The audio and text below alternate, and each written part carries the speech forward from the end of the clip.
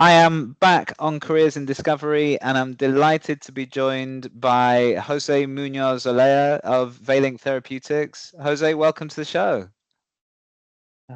Thanks for having me in. It's a great pleasure to be here talking to you today. Fantastic to see you. Well, Jose, we always start by talking about what you're up to now. And at the beginning of this year, you formally joined Valink Therapeutics as their CSO. Tell us a bit about the work you're doing there. I'm really interested in what the next generation of ADCs looks like and how you're approaching the task of developing them. All right, so Valink Therapeutics is it's a startup. We've been going on for a bit over 2 years, and really we have a really amazing team of very driven scientists who've actually put all their brains together to come up with a very innovative platform that allows us to screen biologics, multispecific, bispecific, multivalent antibodies and ADCs in a very efficient and quick manner. So we can do thousands of different antibodies or ADCs in a matter of 1 week. Oh, wow. A bit over a week, depending on the assay that we are running. But I guess the reason I'm here, the reason I actually started advising Valink a few years ago, and I found this proposition so interesting, is that I'm a person who kind of likes to challenge the status quo. So I'm always thinking about how to do things better. Why does the industry, why do we do things the way we do? And, you know, how can we drive innovation? And I've been lucky enough to be through the journey of I started doing monoclonal antibodies, then moved on to do bispecific antibodies in T-cell engagers in IO. And one thing that I observed in this journey is the massive attrition in the targets that companies end up bringing forward to the clinic. So you have very powerful bispecific platforms that could be, essentially you have unlimited opportunities, and there is a kind of like this attrition and this convergence on very common targets. So if you look at everything that is biospecific after so many years of industry innovation, the targets are relatively limited. There are a bunch of very preferred tumor-associated antigens and immune modulators. And essentially, my point of view is that the industry have been through that evolution. We have actually learned a lot from building bispecific and multispecific T-cell engagers, and now we can actually leverage those learnings and that understanding in making things better. And that's where Valink and ADCs, antibody-drug conjugates, come in. This is not a new industry. ADCs have been around for a very long time, but very much like monoclonal antibodies, ADCs were relatively simple molecules with a simple payload, a linker, and off-the-shelf, in some cases, antibody moiety, binding moiety, and with a very clear example of trastuzumab as HER2 antibody being the basis of the proof of concept of so many different players in the industry. So Valink brings everything together, like all these years of learnings and a very high-throughput screening platform to really develop a new type of ADC. So I like to call them smarter ADCs, but really they are like the next generation of biospecific ADCs, where we actually look for new combinations that would not be obvious for other players. And because we leverage the high-throughput screening platform in kind of like a weak end-to-end process, then we can actually evaluate many combinations, thousands of different combinations, and really come up with the molecules that really do the best in the most important assay, which is for an ADC would be kill the tumor cell. Yes, I see. Okay. And I think that's that's actually a lot of fun, and it's kind of like coming full circle for me. And yeah. Yeah, so taking that concept and improving on it and making it faster and giving it more utility and broader scope. With a focus on oncology currently, correct? Yeah, so we are obviously an oncology company developing ADCs for oncology. We want to actually, we've chosen challenging oncology indication because we do want to make a difference.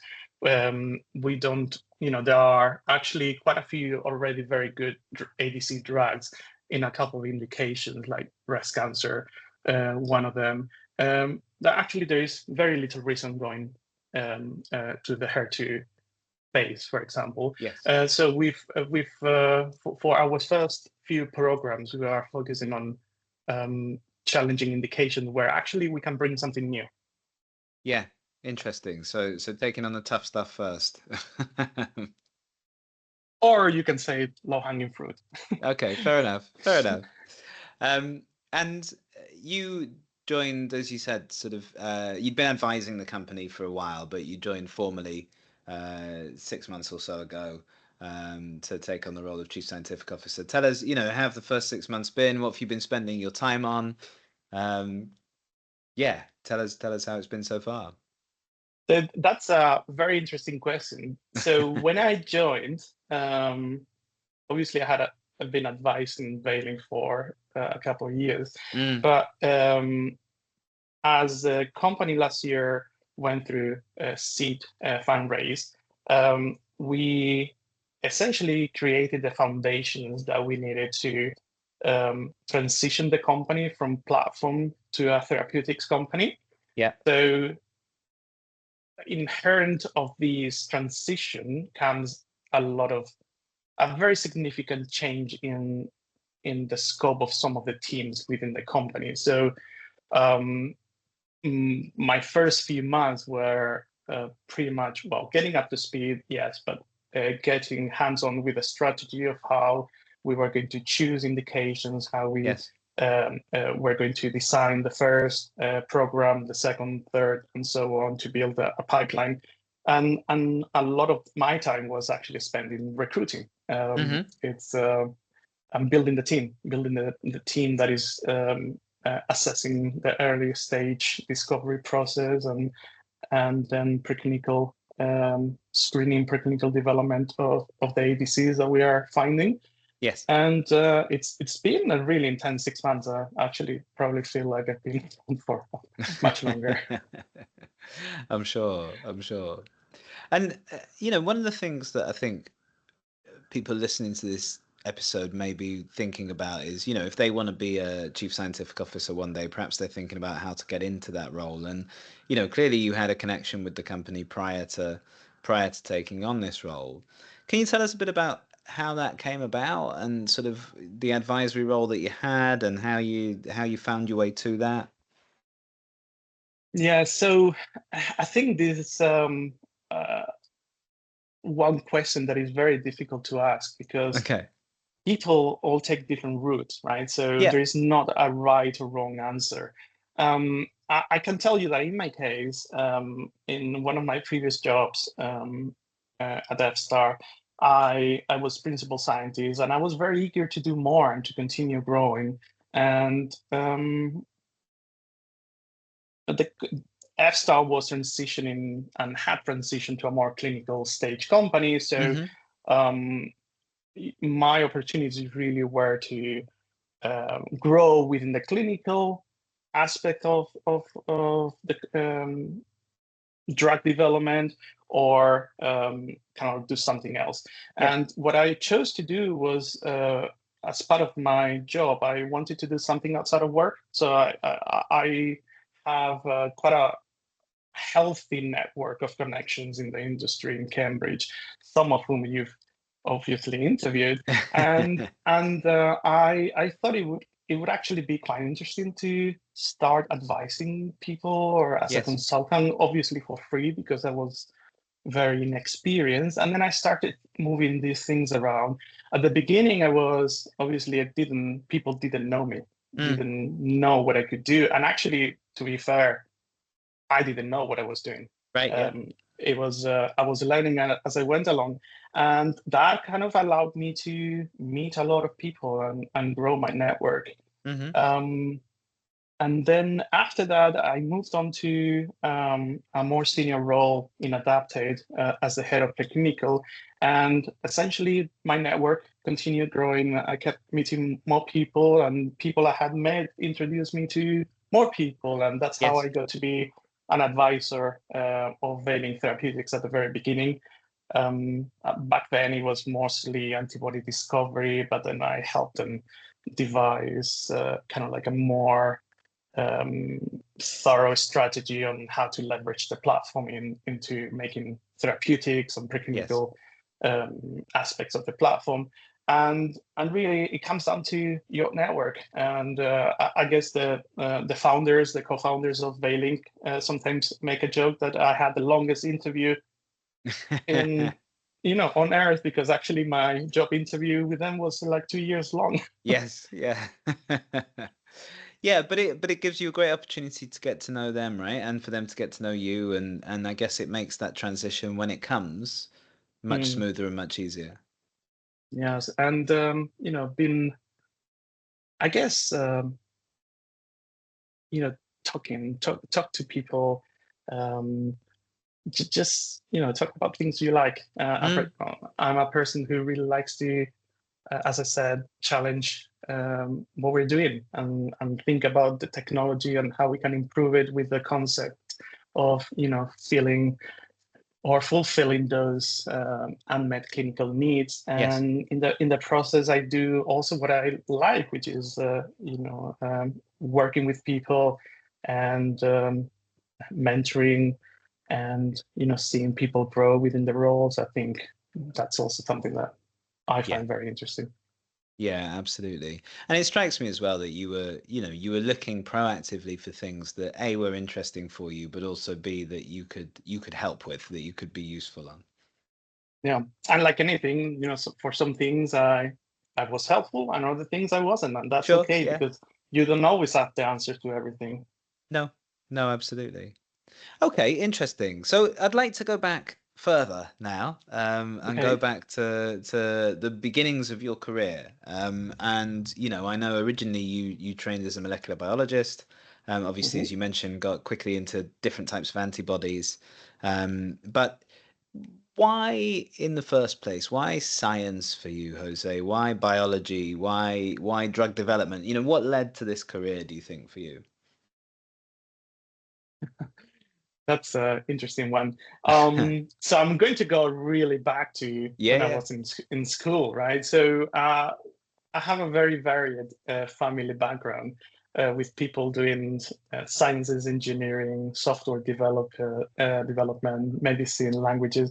So I had like a lot of role models to Mm, kind of look up to. But the things that I was really passionate about were science, technology, and medicine. Um, but I was still like anyone in high school. I was very unsure right. how that translated to a career, or even I wasn't even thinking about careers, how that translated to something that I wanted to study in university. Hmm. And all of that changed when in my last year of, one of my last years of high school, I had a really good science teacher where, and she actually did um, her classes in a very very interactive way. And one day we go to the genetic code, and she actually, it was funny. She also did computer science in the Hmm. school. So she took genetic code pretty much like a biological program. And I found that absolutely fascinating. Yes. I had never realized that, how similar programs were to genes. And that brought together the two things that I really liked, Mm. technology and medicine slash biology. So I started seeing a future in doing something related to genetics. Yeah, I And that's see. how I got to choose biotechnology at the University of Sussex. Of course, I did my undergrad in Brighton, but I didn't know what to, how to then make a career out of that, Mm-hmm. like most people. So I actually took part of an industry gap year, a placement student internship role Yes. in Cambridge Antibody Technology in CAT. So that was very, very long time ago, when before the MedImmune and AZ acquisition. Mm-hmm. So that's how actually my career in antibodies started. I was a very inexperienced and young intern, Yes. and I essentially learned from many mentors and managers within the organization, and that's how I started in antibodies. Yeah. And from there, I moved to biospecifics, and then Mm-hmm. different types of biospecifics, and now I'm doing biospecific ADCs after Yeah, a few yeah. years. That makes sense. And that internship, so that was prior to your PhD, is that right? Yes, yeah, Yeah. that was part of my undergrad. Yeah, okay. And so what do you remember about that time? I mean, first of all, what a great place to do an internship at, right? But what do you Exactly. remember about it, and how did that influence sort of your decision then to go back on and do a PhD and get into the industry and that kind of thing? That's funny because I was 20 years old. Yeah. I was super inexperienced. Yeah, So, yeah. I mean, I think sometimes people need to remember what they were like when they didn't know anything, and that's I don't want to forget that when I deal with people. Yeah, in 2003, I was very, very inexperienced. I was essentially my first real experience in a lab. So I was given a lab Mm, code, I was given a project, and I was told, you have to do this. I was okay, how do I do this? yeah, yeah. So I actually learned everything from a couple of people. I can, uh, I can mention Steve Rust, for example. I learned how to do PCRs from him. Okay. So he was a really good mentor. Actually, probably he thought I was a bit annoying at the time with all my questions, but I did my best, and I did learn an awful lot of how to be a scientist in that year. So, if there's a take-home message for people who are even much earlier in their career in science, if they're doing their undergrad, I would so highly recommend doing a placement. Right. Or if you finished your undergrad or your master's and you're looking for something, and someone gives you the opportunity to join a company as an intern, just do it. Mm, You will learn so much. hmm. Yeah. Yeah, I mean, there's no substitute for it, right? Being in there and being next to people that have been doing it for 20, Yeah, 30 years and seeing how they operate and and you do make very lifelong connections and yeah. friendships along the way. Um, I'm still pretty much in touch with a few of the people that I work with at that time. Yeah, yeah, absolutely. And so you took the decision to head to Barcelona, do your Mhm. PhD, and tell us a bit about that, and then how that led to your career proper in industry, I suppose. So when I finished my studies, I realized that I knew a lot about proteins. I knew a lot about cloning and working in a biotechnology kind of like gene engineering environment, but I have kind of not done enough in the cell biology Yeah. aspect, and oncology was still my preferred um, area of that I wanted to head into. So I was given an opportunity to do a very interesting PhD doing cancer biology, but Hmm. also kind of there was a bit of a mix between virology, so HIV and immunology, Right. cell biology, and I thought it was a good opportunity to learn new techniques, and actually it was very interesting because I was the first person to join the lab with a background in molecular genetics. So I joined a lab of cell biologists and organic chemists. And I did that for a few years. I started as a kind of like 1 year internship, then progressed to a PhD, finished it, and then stayed around for a few months, and then decided that my heart really was in antibodies, that I Okay. really wanted to go back to antibodies. With everything that I had learned, I really wanted to do more. Yes. And that's, moved back to Cambridge about 12, 13 years ago. Yes. And and then started working at F-Star. Yeah. And the time that you were at F-Star, sorry, was quite a period of growth and transition for the company, and Absolutely.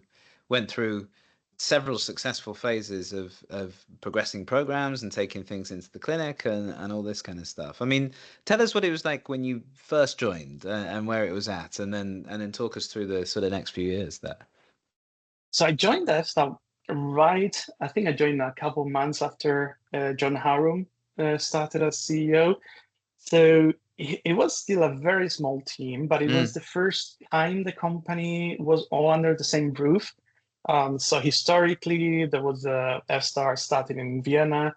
There was a lab in Vienna. Then there was a biology lab in Cambridge in Randall Park. And then they opened up a new antibody discovery lab in Bebraham. So we were all kind of like in different places. And around that time was when everyone came together. So I actually joined the company at that time. And it was a big change. It was the first time in a long time that everyone felt like they belonged in one company, and that was developing really interesting techniques, really interesting antibodies using the platform that by that time had already been validated and made to work. So I kind of joined when everything was well underway to grow as a therapeutic proposition, but there was a lot of work in optimizing the processes. At that time we decided to go into IO. So we had our first generation of IO bispecific antibodies. We used those learnings to develop the second wave of IO bispecific antibodies. The one I specifically led was the CD137 franchise that actually is essentially the one with the highest probability of being a blockbuster drug right now. There are multiple variants of those antibodies in different partners, F-Star, Invox. They're taking it forward. Obviously, there's FS222 in the clinic, which is showing very good results from what I hear. So it was a big transition and a lot of opportunities, actually. So I remember on kind of like my second or my third week, John Harum and Mihir Pantuna sat next to me and say, "You're going to be a project leader." I was like, okay. How do I do that? So there was a lot of empowering. There was a lot of getting people to take on challenging roles and grow, develop within the company. So my 8.5 years at F-Star actually were completely career defining for me. I owe everything to my mentors at F-Star, managers. I've mentioned John Harum, Miri already, but also Michelle Moreau, for example. And that's actually given me the experience and the expertise and kind of like the sense for what we need to do when we are developing these very complicated molecules. And it's it was a very, very good ride. Yeah, I can imagine. And you mentioned that, it was very formative for you and a real sort of driver of your career, that time that you spent there. You talked about some of the people as well. What are the things do you think that you learned there that stay with you? Uh, there are a few technical things that I will never forget, obviously. Um, I don't know if I'm a bit unusual with this, but I learned the power of people. Right. Um, in this industry and in science, you have people who are very much knowledge driven, Mm, who have answers for everything, who are completely up to date with every scientific paper, and that's fine. We need those kind of people, obviously. yes. But we are in biotech. We are working towards helping the patient. Addressing those unmet clinical needs. We're not doing science for the sake of doing science. We are doing science, and we are developing these antibodies and these groundbreaking therapies to help the patient. But behind all of that is the people who do it. Yes. And I learned that I learned something that I never knew I had in me, and is that I actually like to. I'm very keen in mentoring people, in building teams, and Mm, developing the people who are behind all of these um, breakthrough discoveries, and sometimes not so great discoveries. There are good ups and downs and peaks yes. and troughs in every research, but like who's always behind that is the science and the people doing the job. So I learned that, and I actually, that's part of that's a part that I really enjoy about my job. Mm. Um,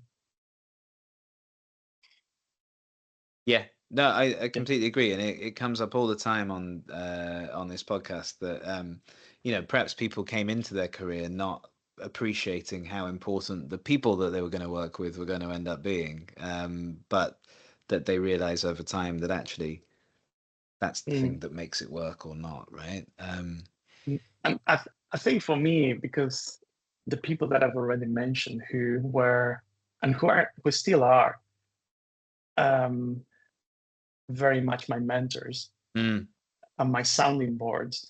Um, I also got the sense of, or like the feeling of paid forward, okay. like they've had they are amazing professional scientists, business people who go the extra mile to help you. Um, so, your responsibility is to pay that forward. And the Mm, same way that, Cambridge Antibody gave me the opportunity to be an intern so many years ago, I've given that opportunity of, I've created internship jobs, I've hired junior people, and I've very much taking them almost like at the beginning, holding their hands, but then yes. seeing they take off and do things on their own, and really grow within the role, within their career. And I have actually more than one example of people who started in my teams as interns, and now they're very respected leaders Yeah. in their field. Um, I mean, if you think about that, people who started as an intern and then they are principal scientists, associate directors, whatever, they are leaders in their field after these few years. It's actually so proud, such a Mm, I have mm, such a sense of pride in seeing them where they are now. So that's my way of kind of like paying it back in a way. yes. Yeah, no, absolutely. And I think we've always found that people have been super generous on this podcast, for example, in terms of helping people out and, each one teach one and that sort of concept, right? And it's really prevalent in this sector, I think. People really do want to help others Mm, and understand the absolutely. struggles that they face because it's difficult work, right? It's a hard job. But it's a fun one. It's a Yes, fun that's job. true. That's true. That's true. It's And then, so next for you then was a step into a director role, and in another sort of biotech, Cambridge biotech success story over at Adaptate, which became Takeda, of course, as Yeah. part of its journey. So that maybe was a slightly different organization and a slightly different transition, certainly as it became part of Takeda. Actually, so just one small correction. Yes. Adapted was in a London biotech, London biotech. Apologies. not Yes, you're Cambridge. right. You're right. Yes. Um, it was. I mean, if you think about it, I spent many years doing IO on the traditional immune Mm. populations, CD4, CD8, NKs, and yeah, that's all very good. But then, I also wanted a challenge and I wanted to do something slightly different. Yes. And Adapted actually was a very interesting proposition because it was the premise was to apply these learnings on engaging immune cells on a very specific subpopulation of these cells called Mm. gamma delta, which have amazing surveillance and tumor killing properties. So it was a very niche population of immune cells, very slow numbers in blood and in tissues, but that have the potential of doing great things Yes. in terms of improving outcomes in patients. And it was I transitioned to essentially different biology. It was I was still doing immune engagers and preclinical development of those engagers, just on a very specific subset of immune cells. That was it was a very good ride. We were also doing bispecifics, all sort Mm-hmm. of crazy ideas, and the most amazing thing is that actually we could see, it was very tangible, like what we were doing, like how we could actually uh, make things better for some patients Right. because of the novelty of these cells.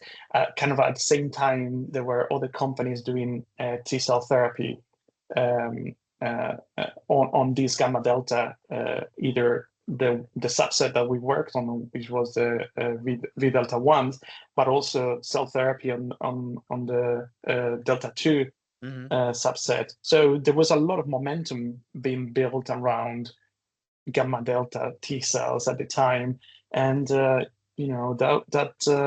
brought Takeda to to show like a big interest. I mean, there were already investors in the company, so Yes. they obviously had first kind of like um, in a way they knew what we were doing, right? So they knew the promising results, Yeah. and they acquired us and Gamma Delta Therapeutics at the beginning of 2022. So Mm-hmm. that was also an interesting transition from very small biotech. I think we were 20 to being part of a huge pharma company, like 50,000 employees. But actually, we saw that we were part of a bigger team, but pretty much the same spirit Yeah. prevailed of developing, doing the right, making the right decisions, following the science, doing things for the benefit of the patient. So in that sense, the drive to bring these molecules to the clinic was actually very much the same, but obviously with much bigger resources and Yes. expertise at our disposal. So that was a very interesting way of seeing how big pharma can also complement small biotech Yeah. in terms of taking innovation forward into clinical development. And it's all synergy between different players. So there isn't a good or a bad player. No. There is a kind of like a symbiotic relationship between big and small companies. Yeah, absolutely. And you mentioned that the spirit remained there, and sort of culturally the business carried on with the Mm-hmm. culture that it had had. And that one of the things that Takeda brought was the resource and the knowledge and the expertise around other areas of development. I mean, what What was that transition like, though? You know, how different was it? What, obviously they'd been involved for a while, so I guess that helped. Um, and you mentioned that symbiotic relationship. You know, what do you think the bigger partner there brought to the table beyond just money, of course? I mean, resources and Yeah. knowledge, right? So sometimes, you're developing a program and, you need some external advice and modeling or in toxicology or anything. And then big pharma actually have a big range Mm, of experts there just waiting to help and come on board on the program and give their expertise. That's something that obviously it's much more straightforward than going around trying to find consultants, external yes. consultants or advisors. So in a way, that knowledge transfer and that expertise collaboration is much more frictionless in big pharma. Yeah, I see. So there's less barriers to finding those people and engaging Mhm, with them. Yeah. Yeah, that makes sense. Um, and that leads us obviously back up to Valink. mhm, Um, and I suppose coming into this early stage company, you know, there was, I would imagine, some things already in place in terms of how the business was being run and how the culture was being created, and of course the science was already underway and things like that. But I suppose there's an opportunity there to kind of shape this from an R&D perspective into the image that you have in mind in partnership with the rest of the leadership team, of course. mhm. Looking back on, and we might have mentioned some of these already, but looking back on the experiences you've had in your career, how have those then shaped what you want to do with Valink, and particularly sort of the way that you want to build that organization? Good question. I obviously there are many different ways of managing the teams and managing R&D. Um, I start with having the right team, right? Mm, Having the right expertise, and that's why I spent a bit of time at the beginning recruiting people um, to take on new challenges. I think as I said at the beginning, the R&D strategy was pretty much we had a goal of starting the therapeutic angle of the company, yeah, transitioning from platform to therapies, and we actually started everything from scratch. So I've done things in a way that I've taken learnings from my previous jobs, previous experience. So I'm very keen in being very mindful of what we are developing. mm, So um, we actually start backwards, right? So we start with what we want to treat. What is the right, indication that we want to address, or where is the unmet clinical need that we actually want to bring something forward for, and um, and then from there we start with the indication, the different stratification of that indication, what targets we would be interested in. So yeah, I brought the way I've done things in the past and how I've learned that things work better, and that's how I'm shaping the team and the yeah, organization. And I think if we couple that, having the right team with having the right culture, I mean, in 6 months we have achieved crazy things. So it's I'm seeing tremendous drive to do amazing science, mm, I think it's very encouraging how everyone is actually taking on and transitioning as well, because all the people who were in the company before were developing the platform, and now they are right, starting to think about the big picture, right? So they are now seeing how their work in developing the platform is actually translating to a potential drug that we are moving forward. So in a way, they're also growing and seeing the output of the work in a very tangible way. Yes. Yeah, I see. And that is rapid progress, as you say, which is great to see, which speaks to the speed of the platform and the capability of the Mhm. platform for sure. Um, and then I suppose looking at this a different way, if you went back to, I don't know, maybe when you were heading out on your internship at CAT and going back to that 20-year-old Jose who didn't really know what he didn't know and was trying to find his way in the world. Um, what do you know now that you wish you'd known then, or what piece of advice would you share with your younger self? That's a good one. Um, I guess when you are so young and so early in your career, it's extremely difficult to know where you're going to go. Mm, So I would say trust the people who are helping you. They're doing it, they really have your best interest at heart. okay. And and it is okay to be led. It is okay to be mentored and to be steered. And help is okay. Um, I would say, as you grow and continue a bit more, then you start connecting all the dots. And Right. that's when you start noticing. But the main thing is just be patient. You don't need to do everything in one go.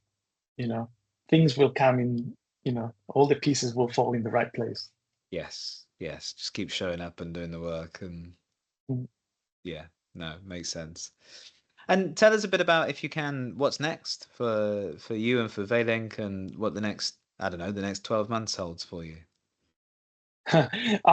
So we are currently developing the first program, right? So Hmm. what's next is build a very healthy pipeline of ADCs and uh, and go through proof of concept studies and I think based on what we're seeing, I'm actually quite excited about what we are going to do next.